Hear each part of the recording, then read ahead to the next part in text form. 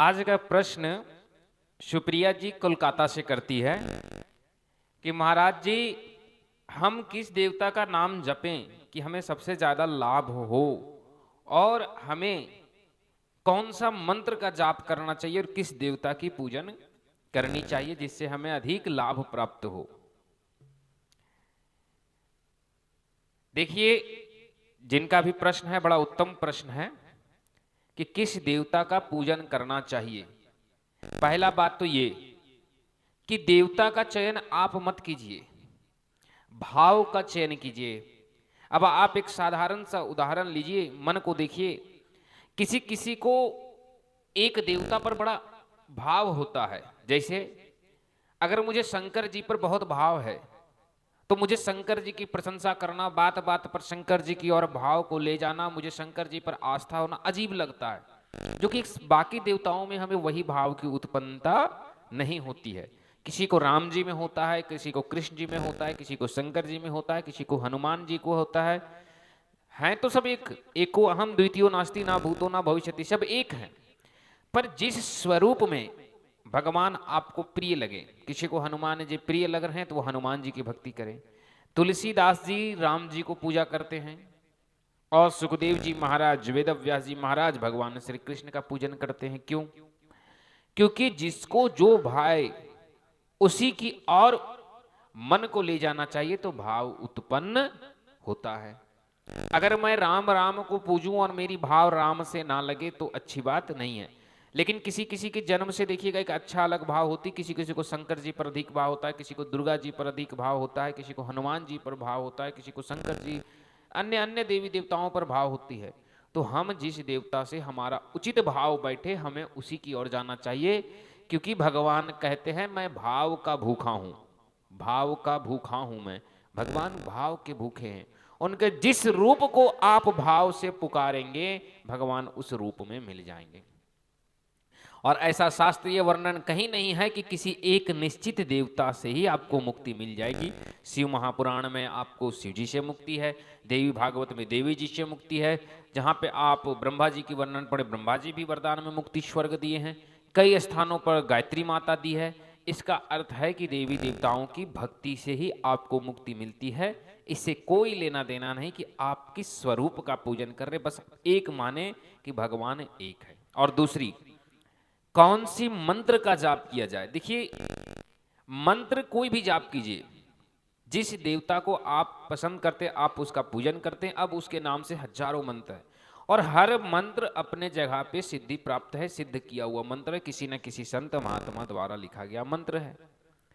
तो आप किसी एक मंत्र को उसमें ले लें और उसका प्रयोग करें। लेकिन एक बात हमेशा याद रखें, मंत्र जब आप जाप करते हैं तो उस मंत्र का अर्थ आपको पता होना चाहिए। जैसे कर्पूर गौरम है तो हमको ये पता होना चाहिए कि कर्पूर गौरम का अर्थ होता है जो कपूर की भांति गोरे हैं।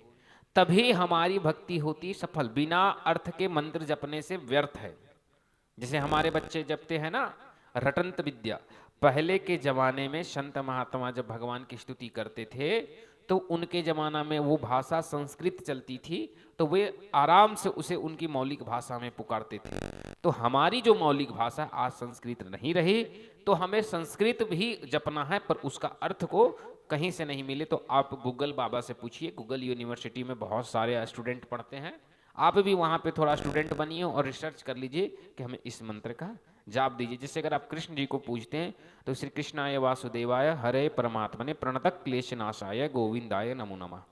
तो आप इसका पहले अर्थ को जांच ले। और तीसरी बात, मंत्र को जाप करते समय ओम शब्द से ही मंत्र को शुरुआत करें। कोई भी मंत्र हो, स्तुति और मंत्र दो अलग अलग चीज होती है। तो जब हम श्लोक का उच्चारण करेंगे तो वो ओम से ही होगा। स्तुति को छोड़ करके बाकी सभी चीजों में ओम की उच्चारण अनिवार्य होती है, इसलिए ओम लगा करके ही उच्चारण किया जाता है। और जब आप किसी भी देवी देवता का पूजा पद्धति करें, स्तुति करें, तो श्री गणेशाय से ही शुरू करें। इसके अलावा कोई दिक्कत नहीं है कि आप फलाना देवता का ही पूजा करें। आपको जिस देवता पर मन लगता है, किस देवता पर आपको मन लगता है, शंकर जी पर तो बहुत अच्छा है, शंकर जी का नाम जपिए, शंकर जी का नाम जपते रहिए, क्या दिक्कत है। हाँ, ओम नमः शिवाय, ओम नमः शिवाय, ओम नमः शिवाय, महामृत्युंजय मंत्र का जाप कीजिए, क्या दिक्कत है। कोई दिक्कत नहीं, जपते रहिए, इसमें कोई दिक्कत नहीं, बस जपना है और भगवान का मंत्र जपना है। अगर आपको शंकर जी पर भाव है तो आप शंकर जी को पूजिए, बहुत उत्तम है, वही आपको मुक्ति दिला देंगे, आपको कहीं आने जाने की आवश्यकता नहीं है। हाँ, तीर्थ में आए, तीर्थ में पूजा पाठ कीजिए, जिस भगवान के शरण में गए उसी की वंदना स्तुति कीजिए, और फिर पुनः जब अपने स्थान पर लौट के आइए तो बम बम भोले बम बम काशी, बस मुक्ति का मार्ग आपको मिल गया। जिसकी मन राधा से लगे वो राधा राधा जपे, जिसकी मन राम से लगे वो राम राम जपे, जिसका मन कृष्ण से लगे वो कृष्ण कृष्ण जपे, मन से जपे। क्यों? माला तो कर मैं फिरे जिभी फिरे मुख माही, मनवा चारों दिशाओं फिरे यह तो सुमिरन नहीं। कौन बोले हैं? तुलसीदास, कबीरदास जी महाराज। कबीरदास जी से क्यों बोलते हैं कि माला तो कर मैं फिरे जिभी फिरे मुख माही, मनवा चारों दिशाओं फिरे यह तो सुमिरन नहीं। मन से तो आप किसी अन्य देवता को पसंद कर रहे हैं, मुख से आप राम राम जप रहे हैं और मन कहीं और भटक जाए तो नहीं।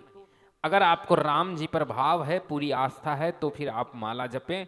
और एक उपाय बता देता हूं, अगर मन नहीं लगता है तो करत करत अभ्यास ते जड़मत हो तो सुजान, रसरी आवत जात ते शिल पर पड़त निशान। जब अभ्यास करने से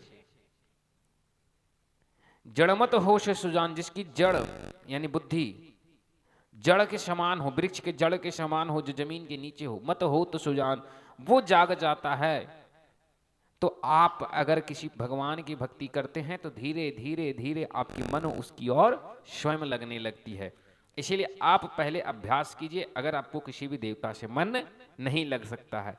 हाँ, ये बात अच्छा है कि आप किसी एक देवता को मानते हैं तो उसकी भक्ति आपको अधिक फलदायक होगा, निश्चित तौर पर अधिक फलदायक होगा। यह निर्णय कर लेना कि फलाने बाबा ने बताया, फलाने में, ऐसा नहीं है। जिस किसी की आप कथा सुनेंगे वो अपने आराध्य की प्रशंसा करता है, क्योंकि उसकी भाव उसके आराध्य से जुड़ा होता है। काली जी का भक्त काली माँ का प्रशंसा करेगा, दुर्गा जी का भक्त दुर्गा जी का प्रशंसा करेगा, शिव जी का भक्त शिव जी की प्रशंसा करेगा, विष्णु जी की भक्त विष्णु जी का, राधा रानी का भक्त राधा रानी जी का, और राम जी का भक्त राम जी को। लेकिन भाव जो है वो अलग होती। हमें जो भक्ति है वो भाव से उत्पन्न होती है। भाव उत्पन्न होती जब हमारे मन को कोई भा जाए। तो जो भगवान आपके मन को भाए आप उसी की पूजा करें। बम बम काशी बम बम भोले, यही शंकर जी को जपते रहिए, और क्या। अरे जब रामनवमी आएगा राम जी की पूजा करेंगे, हनुमान जन्माष्टमी आया हनुमान जी की पूजा किए, कृष्ण जन्माष्टमी हुए उस दिन उपवास रखिए, राधाष्टमी आया उस दिन भी पूजा कर लिए। पूजा करिए सबका, कोई दिक्कत नहीं है, लेकिन भाव जिससे उत्पन्न हो भक्ति उसी की और श्रेष्ठता, उसी को एक मार्ग पकड़ कर चलिए, आप आगे बढ़ जाइएगा। ठीक है? हाँ बिल्कुल सही। राधे श्याम। अब अगला प्रश्न किनका है, भेजिए।